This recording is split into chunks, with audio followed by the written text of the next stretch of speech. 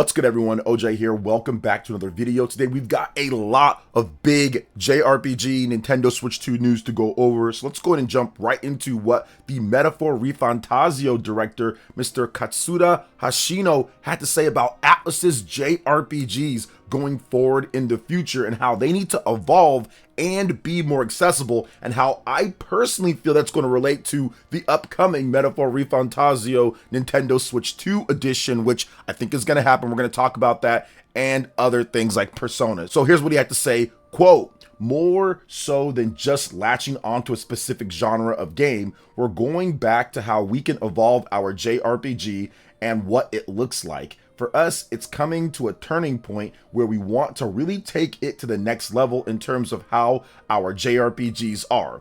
With these changing times, we do feel the need to update our format games that would be more widely playable, not just within the JRPG realm, but something that would be easier, more accessible for a wider audience. We're hoping to update our format with that in mind." So a lot of people have opinions on this in terms of what he's trying to say with, hey, making our JRPGs more accessible and for a wider audience and all sorts of stuff. And I think that the wake-up call was a couple different things overall. It was one, Expedition 33 being a classic style of a JRPG and breaking out to huge success sales-wise, outselling a majority of the JRPGs that we know about when it comes to the traditional sense.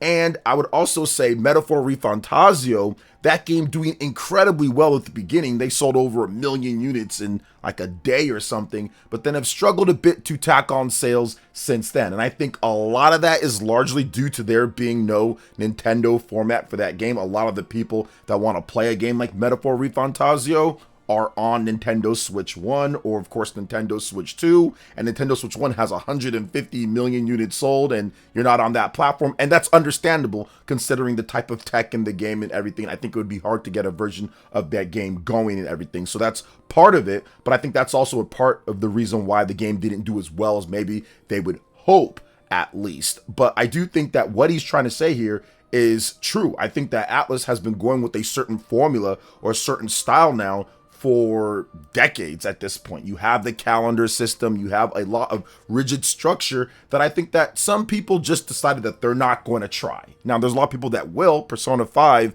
did great between Persona 5, Persona 5 Royal on all the different platforms. It sold a lot of copies over the last decade that they've been selling this game. But I do think that going forward for newer JRPGs or for games like Metaphor ReFantazio, following that same type of structure or even similar to that might not be necessarily the best case scenario for them. And I think that going forward with the Nintendo Switch 2 at least, and of course PlayStation, PC, you have a lot of different platforms that you can get people to buy your game on. So you're going to have to think about what they want to do. Now, if it was me, I would say ditch the calendar format that's always kind of prevalent. I feel that the calendar format is something that they don't need to hold on to. If you want to have days and stuff, that's fine, you can have days, but don't lock people down to such rigid things. I can do one thing in this time, then it goes to this next day or it goes to the end of the day, and lock people into certain ways. I think that that just creates a scenario that some people just won't want to play your game. So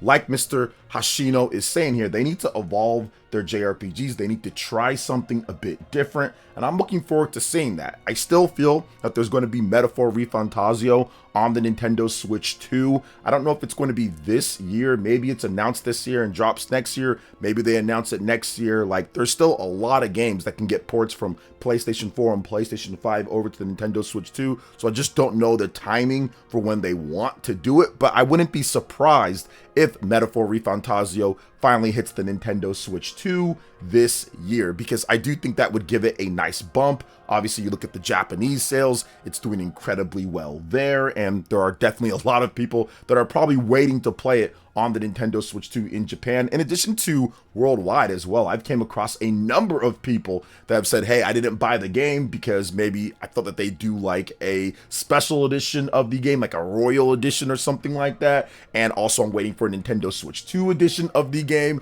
So I think that there are a number of things. And also with Mr. Hashino, I think that they need to reevaluate, and I talked about this before, but they definitely need to reevaluate what they're doing with their special edition. what they're doing with their editions after they launch the game, because a lot of people now are noticing that ATLUS will do a Persona 5 and then later they'll do a Royal Edition, and then there will be no upgrade or no way to actually get that extra content without buying the game again. They did it with Persona, they've done it with so many games over the decades, and I think that's also catching up to them, to where people are saying, well, I'll just wait till that special or that next edition comes out in the next couple of years. So they need to figure that out as well, or do upgrades for people to where they'll be able to get that extra content without having to rebuy the game like they did with Persona 5 a number of times. So what do you guys think about what Mr. Hashino had to say here? Let me know in the comment section below. But before we get to the next topic, please make sure you hit that like button, subscribe if you're someone new, and click that notification bell to get my videos as soon as they drop. All right, let's go ahead and move on to the next topic here. And we're going to be discussing what is happening with Final Fantasy Tactics, the Ivalice Chronicles, because we have some incredible news that I'm very happy about. And that's the game has sold over 1 million copies at this point. So let's get into the details of this. So total shipments and digital sales for Final Fantasy Tactics, the Ivalice Chronicles, has surpassed 1 million units as of December 31st, 2025, Square Enix has announced. Now, Final Fantasy Tactics, the Ivalice Chronicles launched officially for the PlayStation 5, Xbox Series, Nintendo Switch 2, PlayStation 4, Nintendo Switch 1, and PC via Steam on September 30th. So 6 platforms when it comes to that game. In a press release, producer Kazutoyo Mihiro said, quote, "The entire development is incredibly grateful to you all, and we are taking this positive reception as motivation to continue considering future updates to make the game even more enjoyable and accessible to an even wider audience." The digital version of Final Fantasy Tactics, the Ivalice Chronicles is currently on sale at a 20% off discount price of $39.99 until January 8th. So take advantage of that if you want to check out the game. And this is incredible news. And this is incredible news for a number of different reasons. One, because it gives them the motivation to potentially do a new Final Fantasy Tactics game. Two, it shows that people still want this old school tactics type of gameplay and battles and everything. And three, it shows that Square Enix's multi-platform approach is absolutely working. This is more of a niche type of title, and to sell 1 million units with shipments and digital sales plus the physical sales, everything all kind of combined already in the first number of months. The game just dropped at the very end of September, so essentially just October, November, December, 3 months on the market, and you've already pushed 1 million units without having its biggest sales yet. That's pretty good for the standard price of the $50 for this game, and people have shown that they have an appetite for these type of tactical JRPGs. Now, this could lead to a new Final Fantasy Tactics. I would not be surprised if this game pushed another 1 million units in the upcoming year with discounts and sales and different promotions and stuff like that. I would not be surprised at all if this game actually did 2 million units by the end of the year, or maybe even more, considering how they kind of market it and what type of sales and deals that they get. So it's definitely good news all around for Final Fantasy Tactics fans out there. And if you're into strategy RPGs, I highly recommend checking out Final Fantasy Tactics, the Ivalice Chronicles. I'm definitely going to spend way more time in it when I get a chance. I'm still going through Trails in the Sky first chapter on the Switch 2, but I have this game in addition to Octopath Traveler 0. Both of those games I'm looking forward to playing more when I finish Trails in the Sky first chapter. So what do you guys think about Final Fantasy Tactics, the Ivalice Chronicles, shipments and digital sales topping 1 million units in just about 3 months here? Let me know in the comment section below. But now we're going to move on to the next topic here, and that's going to be Dragon Quest VII Reimagined. We've got a demo that is happening on January 7th, and the cool thing about this demo is that the save data will transfer over to the full game, and people who play the demo will receive the day off dress costume for Maribel for use in the full game as well. Now, Dragon Quest VII Reimagined is due out for the PlayStation 5, Xbox Series, Nintendo Switch 2, Nintendo Switch 1, and PC via Steam, plus the Microsoft Store on February 5th, 2026 worldwide. And the game is looking incredible from what they've shown here. The graphics look really nice. They had to scan in the live dolls to get the look exactly the way they wanted it in this game. A lot of effort and time is being put into a faithful recreation of this game with some pretty cool changes overall when it comes to quality of life features and things like that. There are some things that are removed, which they will detail more. They've detailed a little bit, but for the most part, if you want to play Dragon Quest VII, this might be the best way to play it overall without having to get your hands on like a DS or a PlayStation 1 to play the original versions of those games or emulating it overall. So I think that having this type of remake or reimagining or whatever you want to call it overall, however they're calling it reimagined, but it's a remake of the game. That's pretty cool. And once again, it's looking great. Demos are a good way, especially for a long RPG, get people introduced to the game, see the type of style that it is, see what you can do, and then have that continuation. Sometimes Square Enix kind of makes a little bit of blunders on some of these demos to where they'll do a demo, but then it won't transfer over to the main game. They've done that a couple of times with various different RPGs. So it's always good to see that demo save data transfers over. They did it with Final Fantasy VII Remake Intergrade on the Nintendo Switch 2 as well, in addition to the Xbox Series, where if you play that demo, it's available now at this point, you can transfer that save data over to the main game. So I think that gives people some confidence to say, okay, yeah, I'll try it out, because if I try it out and I like it, I can have that save data already ready to go within there, and I can explore the game and see if it's really for me or not. So this is pretty cool. Looking forward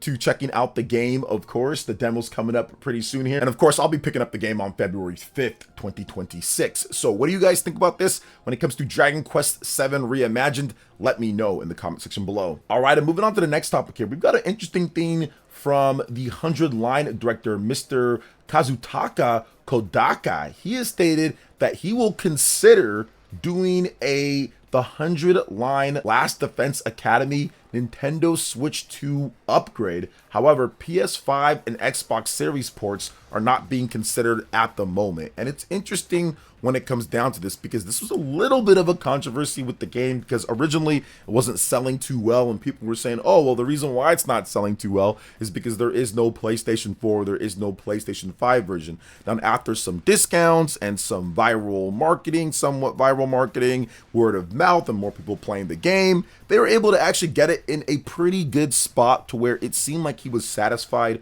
with the sales so far. So that's definitely a good thing overall when it comes to this game. Now, a Switch 2 upgrade would be much appreciated, because while the game runs better on the Nintendo Switch 2, so if you're playing the Switch 1 version on the Nintendo Switch 2, you definitely get a better experience than the Nintendo Switch 1, but having faster load times, having better resolution overall, having a bit cleaner graphics, and just having it be, I would say, tuned for the Nintendo Switch 2, which does take development time and resources, which is why he says that they're considering it, and it's not just an automatic thing. I think that would be great for this game. I think a lot more people would jump on, because that Switch 1 version, while very good, it's kind of crusty in comparison to the PC version. So if you can get the Nintendo Switch 2 version more in line with the PC version in terms of loading times and frame rate and resolution and all of that, I think that would create a much more compelling experience for people to be able to pick up, especially as the generation moves on.